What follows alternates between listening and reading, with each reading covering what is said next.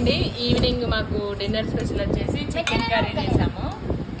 Chicken curry అయితే నీళ్ళు వేయకుండానే ఉడికిపోయింది అనమాట. వీళ్ళందరూ తింటున్నారు. చాలా తగ్గించాము చికెన్ తినడం సమ్మర్, కాకపోతే చాలా రోజులు అయిపోయింది కదా అని. చాలా రోజులు ఏం కాలేదు. 4 days అయింది తిట్టింది. మొన్న మా అత్తయ్య వాళ్ళ ఇక్కడ బిర్యానీ చేసాం కదా, అది ఇప్పుడు అందరు తింటున్నారు. అనని కూడా తింటుంది.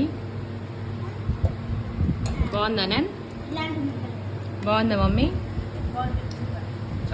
బాగుందంట. అందరు చికెన్ కర్రీ ఇంకా మా వాడు టేస్ట్ చేయలేదు, ఇప్పుడే చేస్తున్నారు.